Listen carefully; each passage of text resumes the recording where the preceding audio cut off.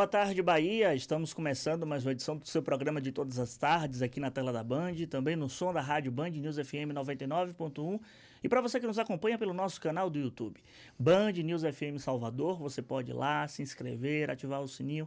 Sempre que tiver uma edição nossa do Boa Tarde Bahia, você pode acompanhar, pode nos assistir também na tela do celular, baixou do YouTube, está acompanhando a gente. Lembrar também do nosso site www.bandnoticiasba.com.br. Hoje é sexta-feira, acabei quebrando a corrente, né? Tô de azul hoje, sexta-feira, geralmente sexta-feira, vocês sabem, eu tô de branco, mas me deem uma tolerância nessa sexta-feira, dia 13 de outubro do ano de 2023, a gente está vindo aí de um feriadão prolongado, para alguns, para outros não, mas a gente continua com o nosso Boa Tarde Bahia, falando sobre política, fazendo esse dever de casa nosso. E eu tenho a satisfação de receber aqui na nossa bancada ele que é advogado especialista em direito eleitoral, Ademir Esmerim. Esmerim, muito obrigado por ter aceitado nosso convite. Boa tarde. Boa tarde, Vitor. Boa tarde aos ouvintes e os telespectadores da Band. É um prazer estar aqui com você e vamos ver se a gente consegue fazer algumas incursões para esclarecer o máximo possível para aqueles que nos assistem. Esmerim, a gente estava acompanhando, nós entrevistamos outros colegas também, advogados especialistas em direito eleitoral, sobre uma mini-reforma que estava em tramitação na Câmara Federal, passou na Câmara no tempo hábil, mas ficou emperrada no Senado, então vai ser a primeira vez em longos anos em que a gente não vai ter nenhum remendo eleitoral no aspecto jurídico no pleito do ano que vem. Você vê com bons olhos isso que aconteceu? Essa reforma eleitoral, ela era necessária para acontecer para a eleição do ano que vem? Olha, eu penso que sim, né? A reforma trazia muitas coisas boas. Agora, quando você diz assim, nós vamos ter uma eleição sem remendo, eu não compactuo com essa ideia, não. Porque, na verdade, ao longo do tempo, ao longo dos anos, o TSE vem sempre fazendo remendo através de jurisprudência. Então, você tem coisas, inclusive, que estavam na mini-reforma e que estava já sendo executado. Por exemplo, tentaram colocar na mini-reforma, e que aprovou no primeiro momento, a questão da candidatura coletiva, né? Depois fizeram um destaque e foi retirado. Então, o que é que aconteceu? Mas o TSE, lá atrás, já numa resolução, já estabeleceu forma de propaganda da candidatura coletiva, que não existe, que é a utopia jurídica. E, na verdade, o TSE ele se adianta muito e, às vezes, ele legisla, né? Porque, nesse caso, por exemplo, de candidatura coletiva, não tem sentido nenhum o TSE permitir propaganda com esse cunho coletivo, sem que tenha sido aprovado pelo Congresso. E a gente teve até uma confusão na Câmara de Vereadores de Salvador, que tem mandato coletivo, justamente sobre essa questão do assento, da pessoa que fala, da pessoa que tem um tempo, que recebe o custeio das indenizações. Já teve polêmica sobre esse assunto, parece que não está pacificado ainda, né? Na Câmara de Salvador proibiram, né? Parece que queriam colocar mais uma cadeira, né? Acho teve essa polêmica, isso. Cadeira de praia, inclusive. Também foi, a Laina foi até com a cadeira de praia. E, na verdade, não existe. Porque, veja bem, Vitor, como é que funciona esse mandato coletivo? Imagine o seguinte, eu, você e um outro, a gente se reúne 3 e a gente lança uma candidatura coletiva. Só que só pode registrar um, né? Vai ser o meu, o seu ou de Pedro, que está compondo. Só que só pode haver um registro quando aquele mandato coletivo, entre aspas, é eleito. Só quem pode representar é um. Se o indivíduo renunciar ou falecer, não assume ninguém do mandato coletivo. Vai assumir normalmente aquele suplente que foi diplomado, independente até da questão partidária em alguns casos. Então, ele não existe. A outra coisa que eu queria deixar claro é o seguinte. Eu, na verdade, não sou contra o mandato coletivo, mas eu acho que ele precisa ser mais discutido, entendeu? Porque imagine o seguinte, como é que é o número de candidatos nessa eleição que vem? Você vai poder lançar o número de vereadores mais um. Eu não sei nem porque eles botaram mais um, mas vamos lá. Aí você tem, em Salvador, são 43 vereadores, né? Então Isso. você vai poder lançar 44. Ora, se estou num partido ou numa federação que opta por lançar 5 mandatos coletivos, vai exceder o número. Na prática, excede o número.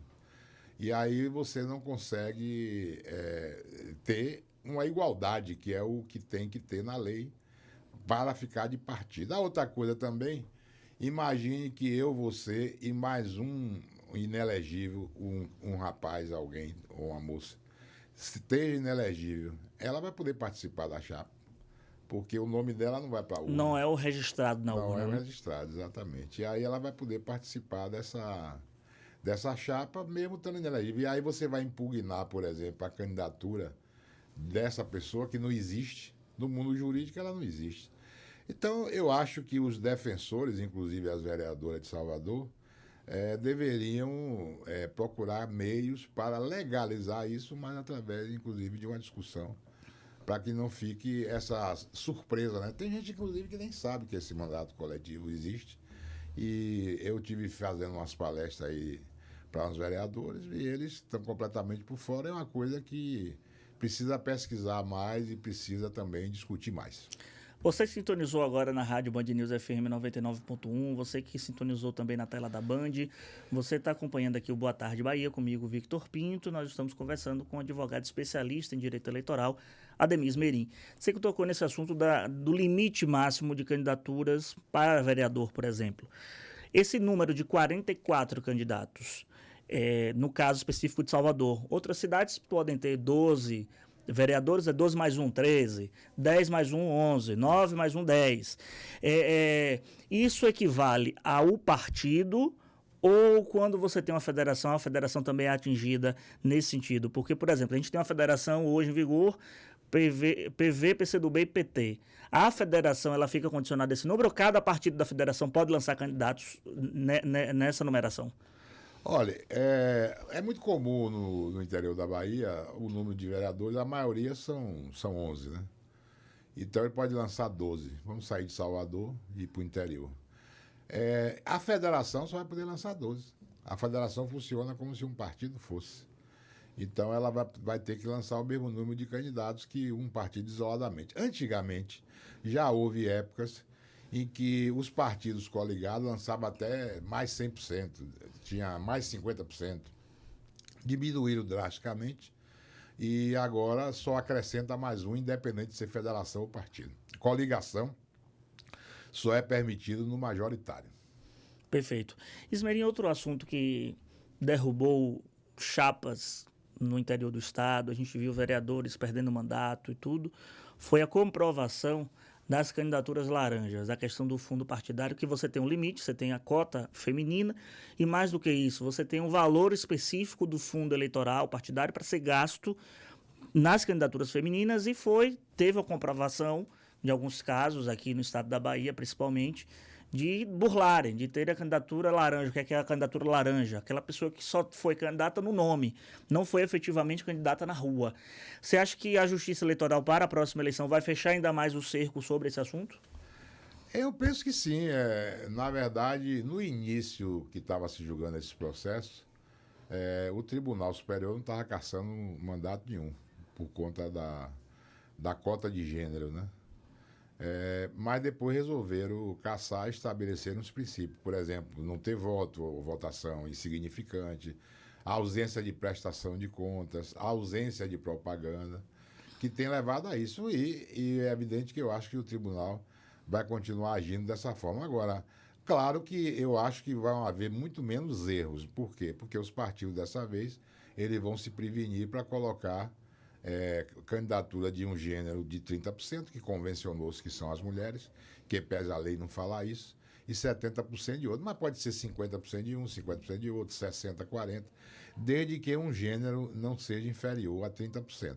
Agora, isso vai ter uma repercussão, é evidente, porque você tem dificuldade, todo mundo alega que tem dificuldade de preencher chapa, e aí precisa que os partidos comecem a se mobilizar justamente para fazer essa composição, porque senão eles vão ficar sem candidatura.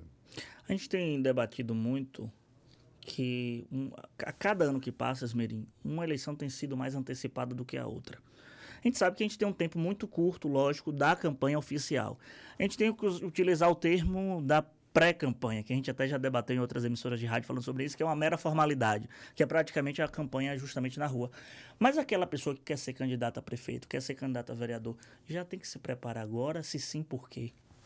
Olha, eu penso que sim, porque você está num período de pré-campanha onde muita coisa é permitida, mas nem tudo é permitido. E eu dou sempre o exemplo, e vou dar novamente, que tinha uma senadora aqui no Mato Grosso, você deve estar lembrado, Selma Arruda, que ela foi eleita, inclusive ela apelidada de Amoro de Sá. Ah, lembro dela, sim, lembro, me Aí recordo. com essa referência você lembra. Lembro. Né? E ela se elegeu senadora, que não é um negócio fácil, não é um negócio fácil. E ela perdeu o mandato por conta da pré-campanha. O que é que eles faziam na pré-campanha? Contratou advogado, marqueteiro, impulsionou propaganda na internet. E isso levou a uma espécie de caixa 2. Em que pese você na pré-campanha não ter que declarar, você não pode fazer gasto. Então, o candidato, vereador ou prefeito, ele tem que entender o seguinte: os gastos que precisam fazer na pré-campanha são gastos que tem que ser feitos pelo partido. Exemplo, você pode fazer um comício na pré-campanha? Não. Não. Mas você pode fazer um comício disfarçado num lugar fechado. Então, o partido está lá dizendo, você pode usar lugares fechados para discutir proposta partidária, não sei o quê, não sei o quê. Beleza. Aí você reúne esse pessoal nesse espaço fechado.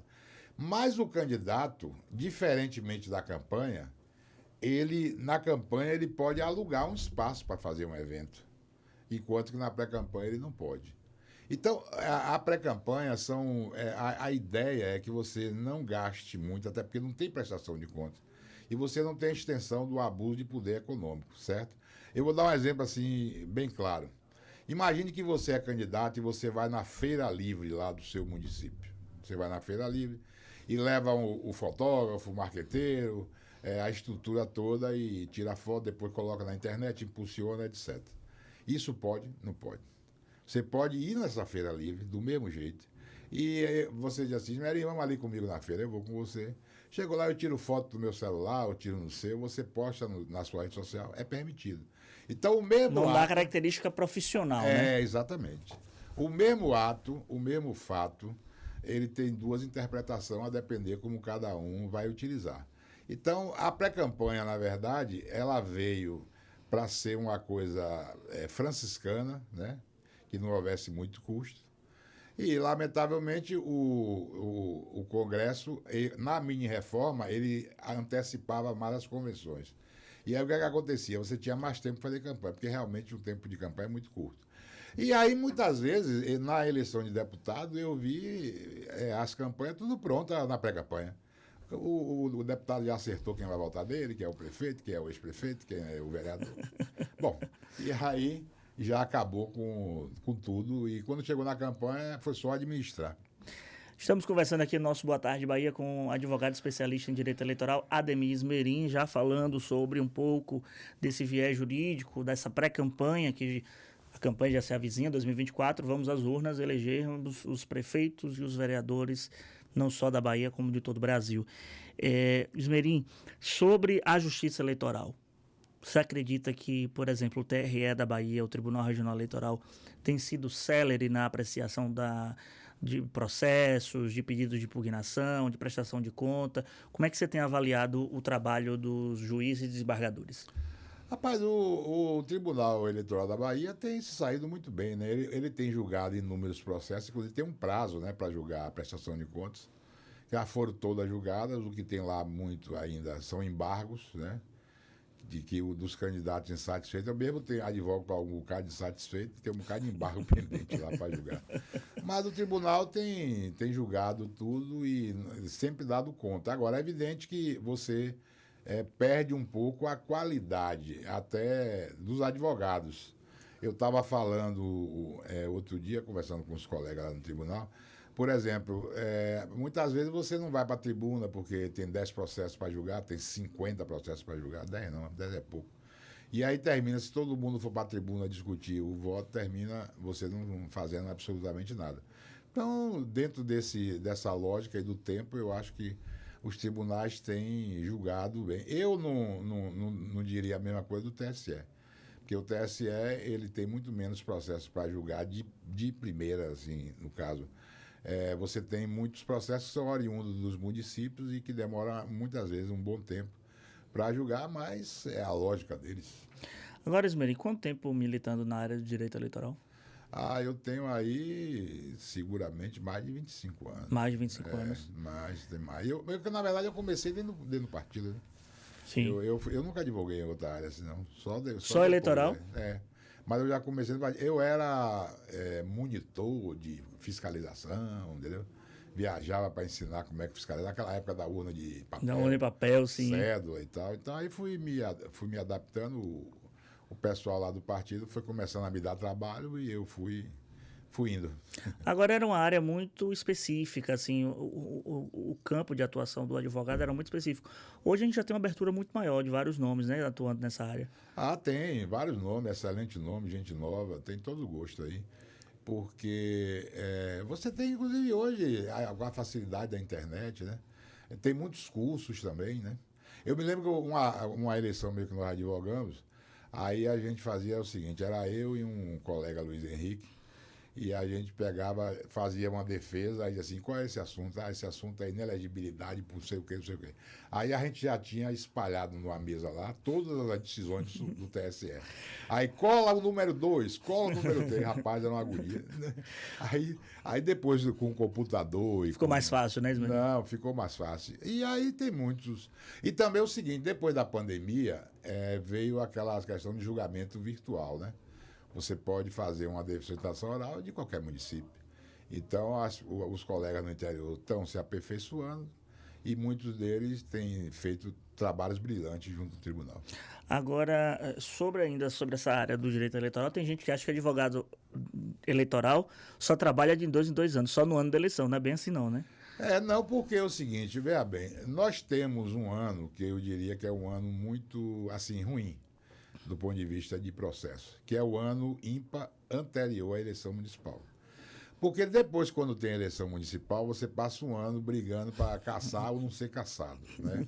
Então tem muito processo. Sim. Tanto mais agora que você tem um tribunal, por exemplo, que tem toda a tendência de cassação, esse processo mesmo de cota de gênero, ele deve ter caçado mais de 100 prefeitos aqui, 100 vereadores aqui na Bahia. É muito eu acho também. Foi muito. É recorrente, assim, aqui no programa a gente dando notícias sobre isso. E aí, o seguinte, o primeiro ano primeiro no ano da eleição municipal você trabalha muito, né? Quem tem a advocacia eleitoral trabalha muito. Depois você, no primeiro ano, depois da eleição, você fica cuidando para não ser caçado ou caçando os outros. E depois vem logo a eleição estadual. Aí, a eleição estadual não produz tantos processos. Porque não tem essa coisa de cassação de mandato, você vê um ou outro, né? É mais propaganda eleitoral, né? É mais propaganda eleitoral. E prestação de conta, que esse ano pegou muito, em função de que o tribunal tem exigido, como deve ser, que se preste contas de direito, até porque a grande maioria dos recursos utilizados são dinheiro público, né? Então, com essa questão dos recursos públicos, o tribunal apertou bem o ciclo para ver se os recursos estão sendo bem aplicados. E tem muita gente tomando multa aí, viu? Muita gente. E essas multas salgadinhas, né, no bolso? Tem algumas pesadas. Multa, devolução de dinheiro, tem todo gosto. Esmerinho, agora saindo um pouco da parte jurídica, você que é um conhecedor da política também, gosta da política, a gente, volta e meia, nas ligações telefônicas, conversamos muito sobre alguns fatos que acontecem no cotidiano. E, por exemplo, Salvador está vendo aí uma eleição que está batendo na porta, e o governo do estado batendo biela, como a gente costuma dizer no interior, batendo cabeça para lançar o candidato. Me parece que o nome agora vai ser de Geraldo Júnior contra Bruno Reis. Você acha que vai ser uma eleição apertada aqui em Salvador, ou Esmerinho? Rapaz, eleição apertada em Salvador não existe. Nesse quadro que está aí, não vejo a mínima hipótese. Eu também não sei nem quem vai ser candidato, até porque você tem fissuras internas, né?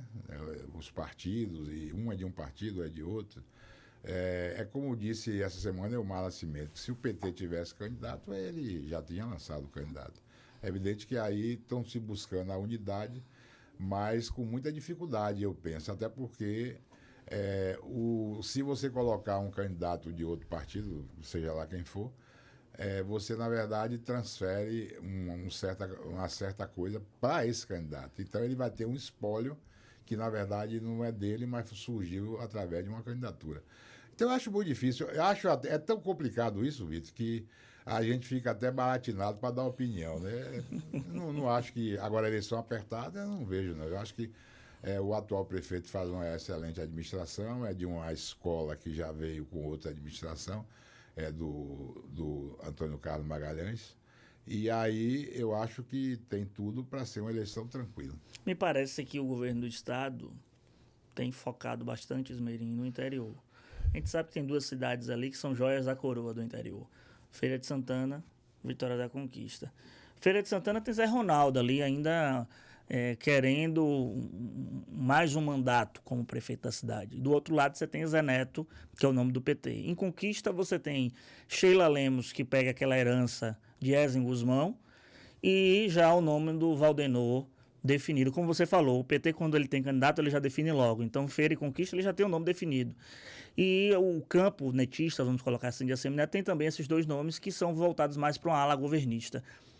Vai ter dificuldade, por exemplo, em Feira de Santana, Zé Ronaldo mais uma vez se eleger prefeito? Eu acho que para Zé Neto, Esmerino, não sei se você concorda comigo, é a última cartada, porque Zé Neto bateu na trave na eleição passada, ganhou no primeiro turno e perdeu no segundo. Você acha que é a vez do PT agora em Feira? Não, eu não acho que é a vez do PT, nem é a vez do União. Eu não acho que é a vez de ninguém. Acho que vai ser uma eleição... Essa sim você acha que vai ser acirrada, né? Muito complicada, né? Aí você tem que avaliar, por exemplo, nós temos em Feira uma gestão que é ligada a Zé Ronaldo, né? Até do mesmo lado.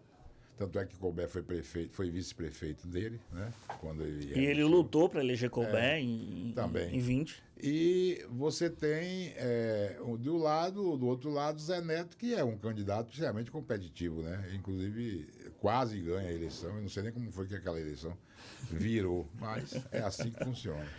E Vitória da Conquista, nós temos, na verdade, uma estrutura grande, mas de uma prefeita que vai ser testada, né? Você testada, mas ela arrasta todo esse espectro da herança, como você falou, de Ezio. Então, eu acho que são 2 eleições muito complicadas, onde vai ter um embate muito grande, e eu não arriscaria absolutamente nada, a não ser dizer, se você me perguntasse quem é favorito para poder ganhar, eu não sei quem é favorito para ganhar. Eu sei que, por exemplo, eu conheço, sei que Sheila está muito bem, que ela pode fazer uma boa eleição, mas do outro lado também tem o PT, né? Da mesma forma que você tem Zé Ronaldo, que é tudo isso que todo mundo já sabe, e do outro lado você tem Zé Neto, que é também um guerreiro. Agora, Esmerinho, a sede do seu escritório é aqui em Salvador. Na eleição municipal, a gente tem mais de 400 municípios na Bahia. Você consegue dar conta de quantas campanhas acompanhando juridicamente? Rapaz, depende da natureza, inclusive, dos processos, né? Mas é muita coisa. Principalmente quando você advoga para campanhas que tem rádio e TV, né? Aí é que... Aí o pau quebra, né? Na eleição passada, por exemplo, na municipal, eu advoguei para Feira, Conquista e... Salvador? E Salvador. Somente essas? 3 com televisão. Não, estou falando de com televisão. Com televisão, que aí o número é grande de ações, né? Por causa da propaganda. O tipo de envolvimento é diferente. Agora, claro que você tem que botar a equipe, né? Isso. Você, inclusive, está querendo fazer direito eleitoral, né? Eu estou sabendo aí. Está querendo pegar o pessoal que vai ir aprendendo lá e fazer estágio. Eu acho que tem que fazer estágio na próxima eleição. Para quem está se formando, para quem está fazendo direito, para quem ainda pensa em fazer direito e quer se especializar na área de direito eleitoral, qual é a dica que você dá? Rapaz, olha, é muito interessante você fazer um trabalho dentro dos partidos, porque é lá que nasce o problema. Nasce muita coisa boa, muita coisa ruim que você tem que enfrentar, mas é interessante você conhecer primeiro a vida partidária. É o primeiro ponto. E é evidente que se tiver alguma vaga num escritório que faz de eleitoral, vale a pena trabalhar ou estagiar ou fazer qualquer coisa nesse estilo, para poder aprender como é que funciona a máquina. Porque, veja bem, os candidatos, todos eles, você fala assim, bom, ele é candidato. Mas para ser candidato, como é que funciona? Tem uma coisa anterior, né? Por exemplo, você tem que ter um partido. O partido tem que ter registro junto à Justiça Eleitoral. Depois você tem que fazer convenção partidária. Como é que faz uma convenção? Como é que você resiste a essas candidaturas? Quais são as possibilidades de registro, de não registro? As inelegibilidades que bate a porta. Exemplo de inelegibilidade de parentesco, né? Tem uma série e outra de rejeição de contas. Etc. Então, é um procedimento que vem lá, sabe, do começo, e é preciso que as pessoas entendam. Alguns, inclusive, são muito bons, por exemplo, no processo de cassação.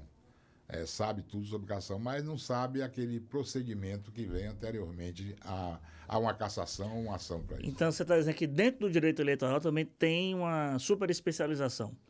Uns Sim. que são melhores na parte da propaganda, outros que são melhores na parte da cassação, outros que são melhores na parte da prestação de conta, tem também isso, né?